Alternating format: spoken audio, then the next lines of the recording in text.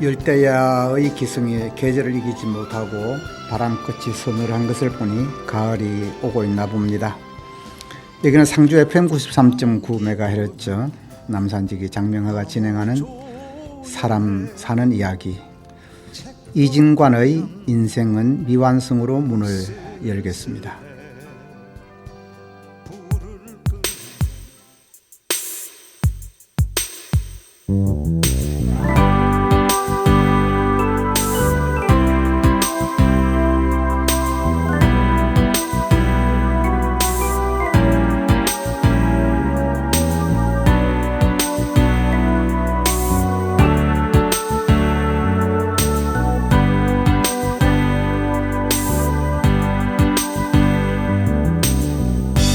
인생은 미완성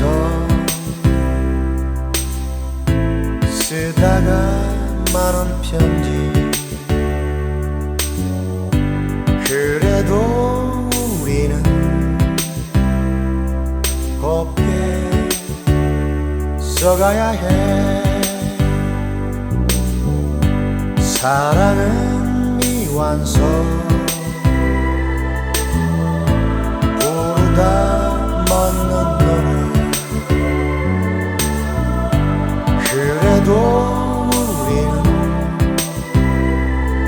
아름답게 불러야 해. 사람아 사람아 우린 모두 다양인 걸 외로운 가슴길이 사슴처럼 기대고 살자. 인생은 미완성 그리다 많은 그리 그래도 우리는 아름답게 그려야 해.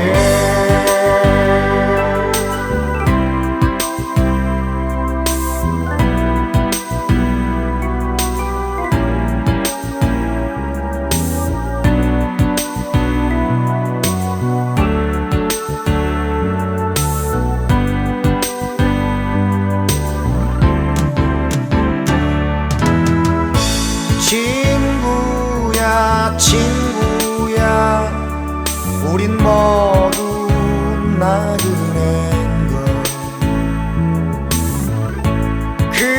그리운 가슴길이 모닥불을 지피고 살자. 인생은 미완성 색이다 많은 조각 그래도 우리는 곱게 새겨야 해. 그래도 우리는 곱게 새겨야 해.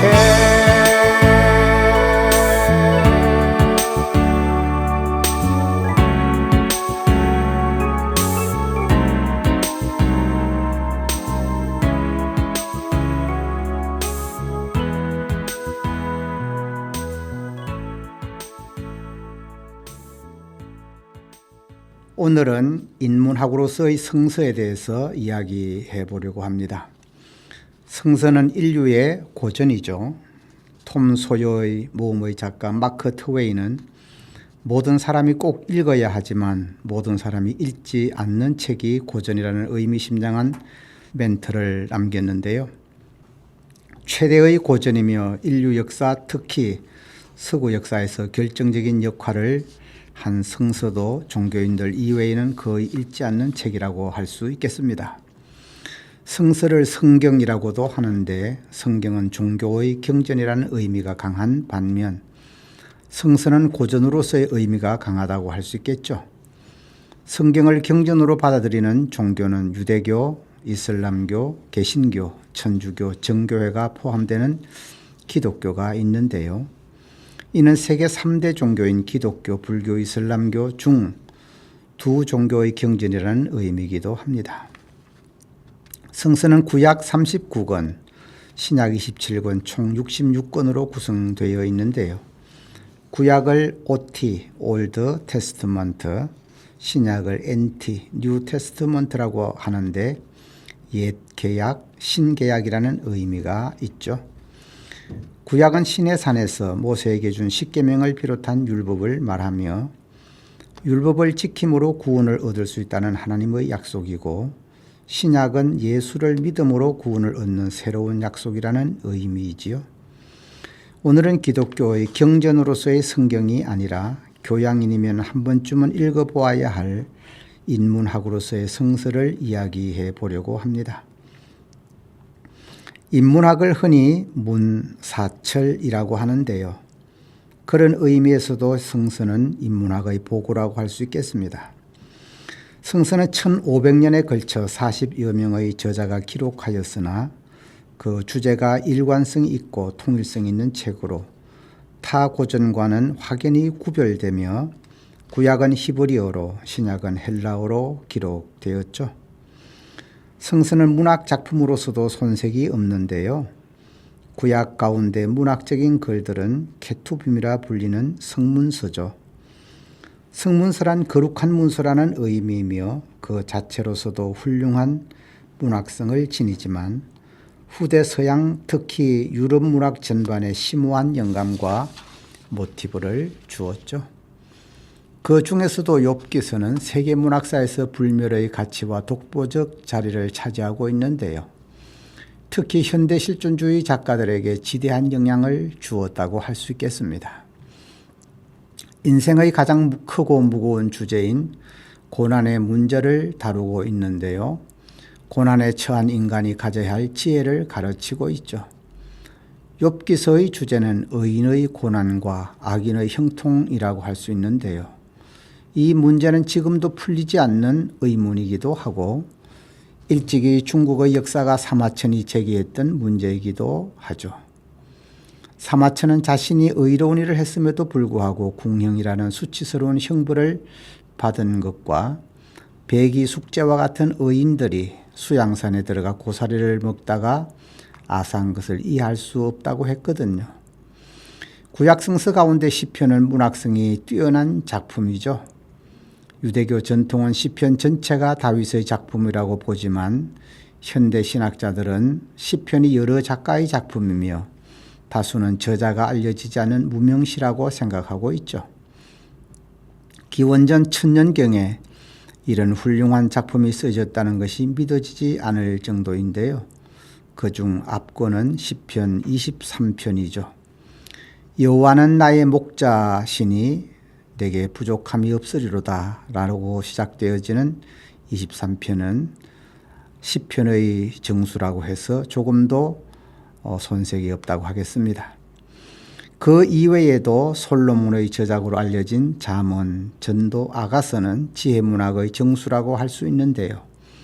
격언과 촌철살인의 경구로 가득 차 있는 잠언, 인생의 깊은 성찰과 살아있는 삶의 지혜가 담겨있는 전도서, 남녀의 사랑을 통해 하나님과 이스라엘 백성 간의 사랑을 표현한 아가서는 당시 유대인들에게는 피가 되고 살이 되는 삶의 이정표요 지침서였을 겁니다. 전도서는 솔로몬 말기에 기록한 자서전적 글인데요. 전도자가 이르되 헛되고 헛되며 헛되고 헛되니 모든 것이 헛되도다. 전도서 1장 2절에 나오는 말이죠. 이 부분에서 저자가 전하려는 내용이 함축되어 있다고 할 수 있겠는데요. 그러나 전도서를 허무의 책으로 보면 안 되겠는데요. 저자가 강조하려는 결론은 12장 13절이기 때문이죠. 일의 결국을 다 들었으니 하나님을 경외하고 그의 명령들을 지킬지어다. 이것이 모든 사람의 본분이니라 라고 하여 영원 불변의 진리는 하나님이라고 결론 내리고 있죠.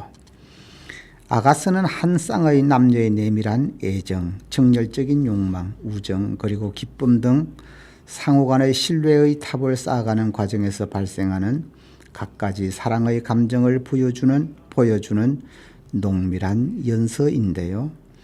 이런 책이 어떻게 성서 속으로 들어올 수 있었을까라는 의문이 들겠지만 솔로몬과 술라미의 사랑은 성도와 하나님 간의 깊고 내밀한 사랑의 관계로 형상화했다고 보았기 때문에 유대인들은 성전 중 가장 깊숙한 지성소에 아가서를 펴놓았다고 합니다. 신약은 구약에 비해 분량도 적거니와 문학작품으로 볼 수 있는 글들이 많지 않은 것이 사실인데요. 묵시문학이라고 할 수 있는 요한계시록이 묵시문학 장르에 속한다고 할 수 있겠습니다.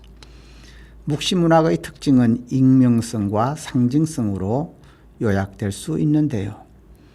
묵시문학은 바켓이나 혼란기에 등장하기 때문에 저자를 실명으로 나타낼 수가 없었죠. 조선시대 묵시문학의 진수는 정감농이라고 할 수 있는데요. 조선 왕조가 망하고 계룡산에 정도령이라는 진인이 나타나 새로운 나라를 세운다는 내용이죠. 또 하나의 특징은 상징성인데요. 계시록에서도 다양한 상징적인 숫자와 색깔이 언급되고 있답니다. 성서 자체도 훌륭한 작품이지만 성서의 영감을 받은 문학 작품들도 수없이 많습니다. 첫째, 어거스틴의 고백록인데요. AD 397년에서 400년 사이에 어거스틴이 쓴 고백록 혹은 참여록은 세계 3대 고백록인 루소의 고백록, 톨스토이의 고백록과 함께 가장 많이 읽히는 고전 가운데 하나죠. 내용은 자기 죄를 고백하는 동시에 위대한 하나님을 찬미하는 것이 큰 주제죠. 고백록은 인간론, 시간론, 성경 해석 방법론 등을 다루고 있기 때문에 단순한 고백록이라기보다는 그의 신학과 철학 사상을 이해하는 데에도 매우 중요한 작품이라고 할 수 있겠습니다. 두 번째는 존 밀턴의 신락원입니다. 영국 시인 존 밀턴이 1667년에 발표한 장편 서사시로 인간의 타락과 구원을 주제로 하고 있죠. 신락원 파라다이스 로스트는 창세기 3장을 배경으로 하는데요. 뱀으로 변장한 사탄의 유혹 때문에 타락한 아담과 하와가 예덴 동산에서 쫓겨나 예덴 동산을 잃어버렸다는 것을 주제로 삼고 있죠. 그는 후에 둘째 아담 예수가 잃어버렸던 낙원을 회복한다는 복락원이라는 작품도 발표했죠. 세 번째 책은 존 버년의 철로 역정입니다. 1660년 영국 왕 찰스 2세의 강경한 종교 탄압으로 존 버년이 12년간 감옥에 갇혀 있으면서 쓴 철로 역정, 더 필그림스 프로그레스는 시련과 고통 가운데서도 신앙이라는 명확한 이정표를 가지고 천성을 향해 걸어간 한 크리스찬의 이야기를 그렸는데요. 주인공 크리스찬이 등에 무거운 짐을 지고 한 군의 책을 들고 멸망의 도시를 떠나는 장면으로 이야기는 시작됩니다. 도중에 전도자, 신실, 소망 등의 동역자를 만나 힘을 얻고 세속현자, 절망, 거인, 두 마음 등을 만나 위험도 당하며 절망의 늪, 죽음의 계곡, 흠앙시장을 지나 천신만고 끝에 하늘나라에 당도한다는 여정을 그리고 있죠. 우화적 문화 기법이 돋보이는 작품이라고 할 수 있겠습니다. 네 번째는 킹 제임스 버전 성서라고 할 수 있는데요. 제임스 1세의 명으로 편찬된 킹 제임스 성서는 영어권에서 가장 많이 읽혀졌고 지금까지도 그 권위를 유지하고 있죠. 약자는 KJV 킹 제임스 버전이고 EAV Authorized 버전이라고도 하며 그 의미는 영국 국교의 전례용으로 사용할 수 있도록 왕이 인가했다라는 뜻이라고 합니다. 당대 최고의 학자 47명이 1604년부터 세 곳에서 6개 집단으로 나뉘어 작업한 끝에 탄생했다고 하는데요. 히브리어, 아람어, 그리스어로 된 성경 원문은 물론 가장 권위 있었던 라틴어 성경 벌게이트와 종교 계획자들의 성경까지를 참고하여 집대성한 최대의 글작품이라고 할 수 있겠습니다. 다섯 번째는 레오 톨스토이의 부활이라고 할 수 있습니다. 부활은 그의 대표작인데요. 네올료도프 공작이 어느 재판 배심원으로 참석하면서 카추사라는 여성을 만났고 충동적으로 그녀를 급탈했는데요. 그가 떠난 후 임신이 탄로나 갈 곳 없는 신세가 된 그녀는 매춘부로 살아가다가 끝내는 범죄자가 되어 재판을 받게 되었죠. 네올류도프는 카추사의 타락이 자신의 비열한 행동 때문이었음을 깨닫고 새로운 삶을 시작한다는 것이 본 소설의 내용입니다. 여섯째, 시스티나 천장화인데요. 미켈란젤로가 그린 천장화는 오직 성서였고 지금도 많은 관광객이 미켈란젤로의 작품을 보기 위해 시간과 돈을 아까워하지 않는다고 합니다. 일곱 번째 작품은 박목월의 시인데요.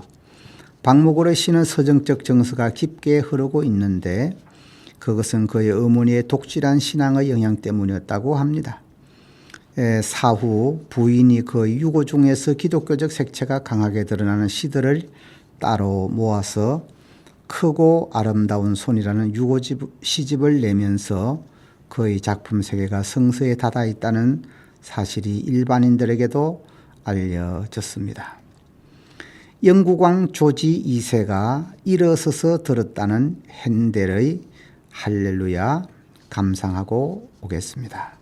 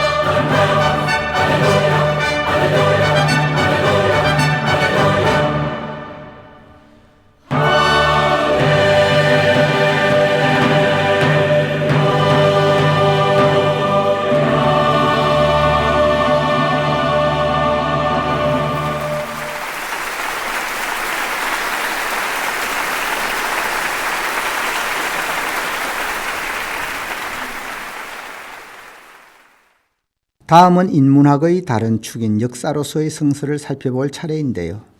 E.H. 칸은 역사란 역사가와 그의 사실들 사이의 지속적인 상호작용의 과정이며 현재와 과거 사이의 끊임없는 대화다라고 하였고, 영국의 역사학자 토인비는 인류의 역사를 도전과 응전, challenge and response의 과정으로 해결은 절대정신을 향한 여정이라고 하였죠.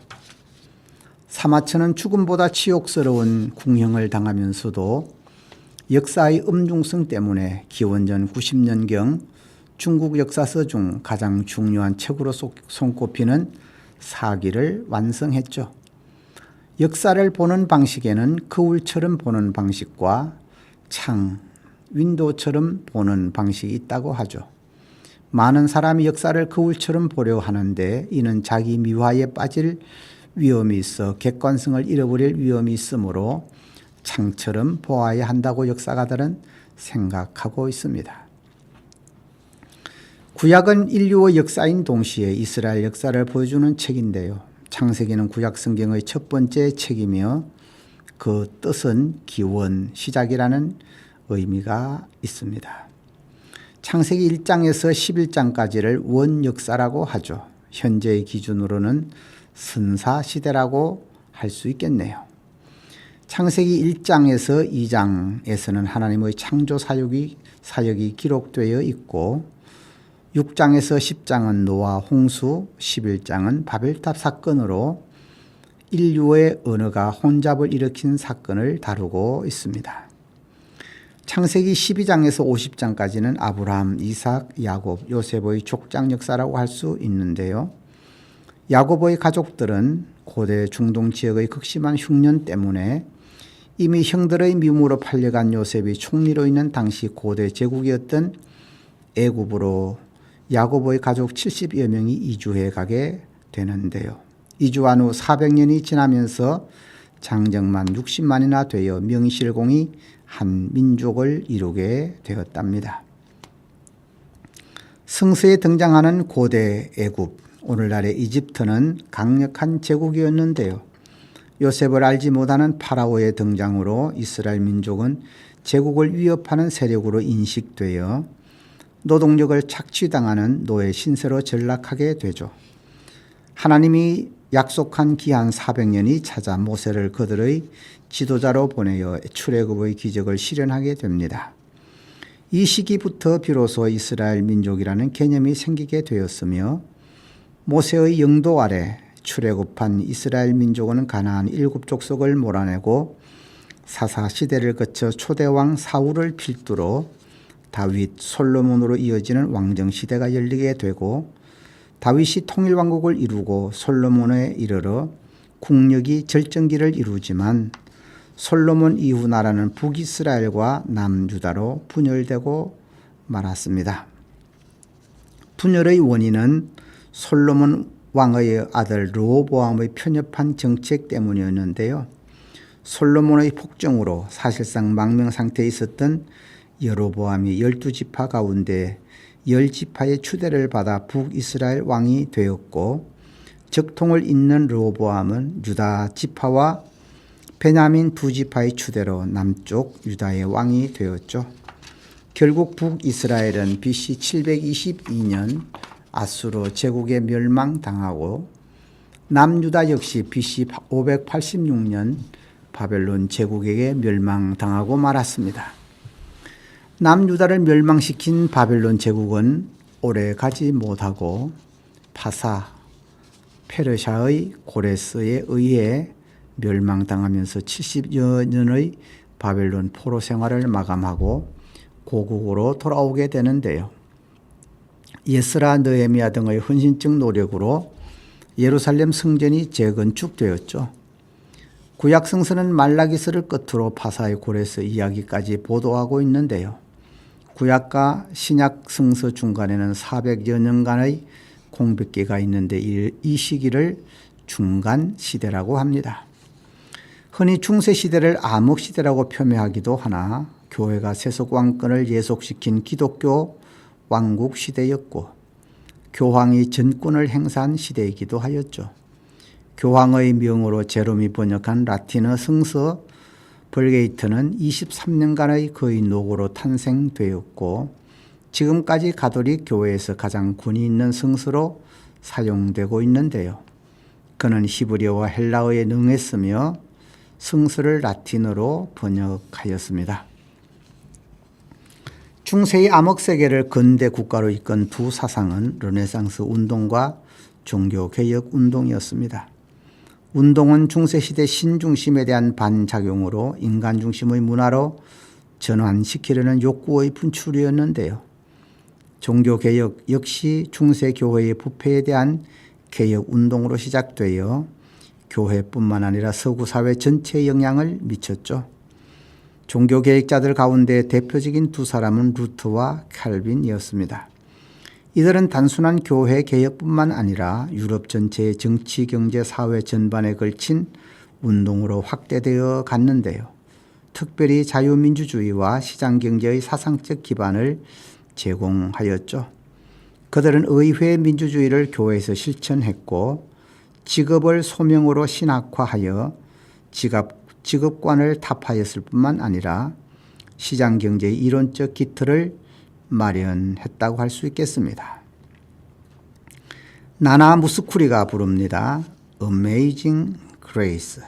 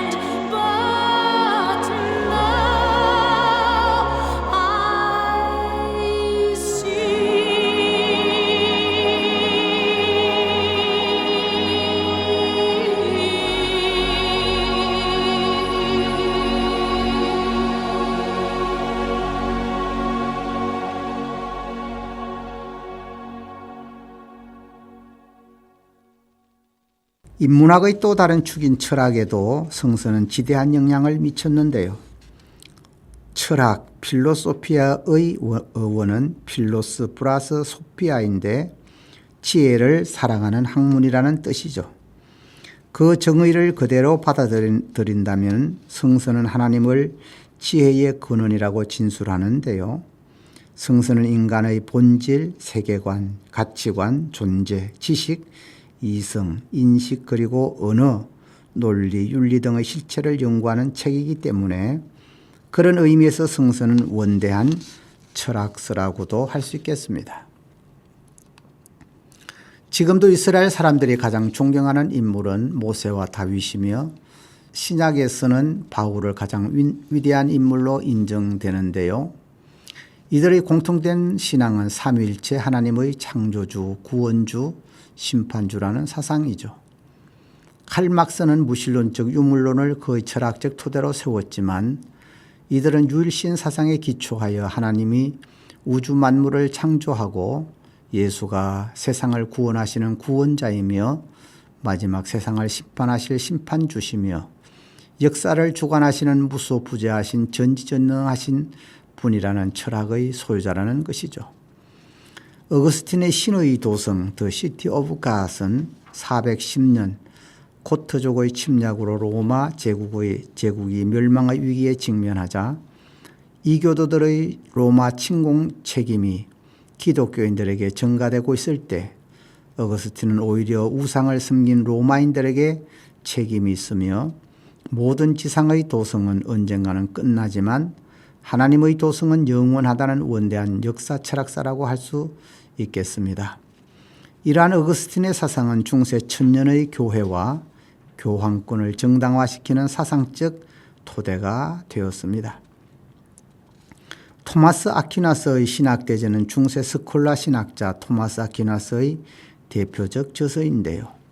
그는 아리스토텔레스의 철학적 방법론을 적용하여 그의 신학대전을 집필하였는데 철학, 논리, 정치, 경제 등 인간에 관련되는 모든 지식을 유기적으로 구성하고 신앙의 빛에 비추어 학문적으로 체계한 종합적 노작이라고 할 수 있겠습니다. 헤겔의 역사 철학은 절대 정신, 압솔루트 가이스트를 향해 전진하는 반목과 투쟁, 변정부부로의 과정으로 파악했죠. 그가 추구하는 절대 정신은 하나님의 다른 이름이라고 할 수 있는데요. 헤겔은 성서를 신뢰했기 때문이죠. 그는 정신이 물질을 지배한다라고 보았으나 그의 좌파 제자인 포에르 바하와 칼 막스는 물질이 정신을 지배한다라는 무신론적 유물론으로 환치시켜 버렸습니다. 유신론적 실존주의자들은 하나님의 존재를 인정하는 실존주의자들로서 합리주의에 반대하여 보이는 것의 존재를 있는 그대로 보려는 사상이라고 할 수 있겠습니다. 실존주의 철학자는 두 부류로 크게 나눌 수가 있겠는데요. 인간의 한계 상황에서 신의 존재를 인정하는 유신론적 실존주의자들과 인정하지 않는 무신론적 실존주의자들로 구분되며 전자를 대표하는 자로 키에르케고르, 칼 야스퍼스, 마르셀이 있고요. 후자를 대표하는 자로는 하이데거, 쇼펜하우어, 니체, 사르트르 등이 있다고 할 수 있겠습니다. 마지막으로 성서가 대한민국에 미친 영향을 살펴보면 대한민국 근현대사에서 성서가 끼친 영향력은 지대하다고 할 수 있는데요. 한반도의 기독교가 전래된 것은 통일신라 시대에 전래된 경교, 네스토리우스, 또 임진왜란 때 세스페데스가 고니시 유키나가 휘하에서 종군 신부로 참전한 적이 있고 실학자들이 접한 천주교가 있으나 개신교 선교사로는 1885년 부활절에 동시에 입국한 장로교 선교사 은두두와 감리교 선교사 아펜셀러가 있죠. 선교사들은 교회와 학교와 병원을 세워 선교 거점으로 활용하였는데요. 그것은 그들이 구상한 아이디어라기보다는 예수님의 선교 방향을 모방했다고 보아야 하겠습니다. 숭유ok불 정책을 기조로 세워진 조선의 교육은 유교 경전이 중심이었고 선비들의 최대 목표는 유교의 이념을 배우고 실천하는 것이었는데요. 서양 문물의 불모지와 같았던 조선에 선교사들은 세문안교회, 정동감리교회 등 수많은 교회를 세워 복음 전파를 담당했으며 배제학당, 연희전문, 이화여전, 경신고등학교, 숭실전문, 숭의여학교, 개성중고등학교와 신명여고, 계명대학교 등을 세워 신교육을 실시했으며 세브란스 병원, 대구 동산병원, 전주 예수병원을 설립하여 현대 의술의 산실이 되게 했죠. 성서의 공헌 가운데 빼놓을 수 없는 것이 문맹률을 낮추는 데 획기적인 공헌을 했다는 것인데요. 해방 당시까지만 하더라도 우리나라 문맹률은 78%였는데요. 일본 강점기에도 국민학교가 있었지만 여성 대다수는 그 혜택을 누리지 못했죠. 까막눈이 대다수였던 문맹자들이 교회를 통해 성을교를 듣고 성서를 읽으면서 문명의 굴레를 스스로 부술 수 있었던 것이죠. 일제강점기에 교회는 뜻있는 유능한 젊은이들이 모이는 인재의 모판이었고요. 그 전고로 3.1운동 독립선언문에 33인이 서명을 하였는데 16명이 기독교 목사 장로였다는 사실이 단적인 증거라고 할 수 있겠습니다. 오늘은 인문학으로서의 성서에 관해 이야기해 보았는데요. 인문학의 보고라는 성서에 대한 이해가 조금이라도 되었으면 다행이겠네요. 조시 크로반의 You Raise Me Up 들으시면서 저는 여기서 인사드리겠습니다. 지금까지 상주 FM 93.9MHz 남산지기 장명아가 진행한 사람 사는 이야기였습니다. 다음 주에 만나요. 샬롬.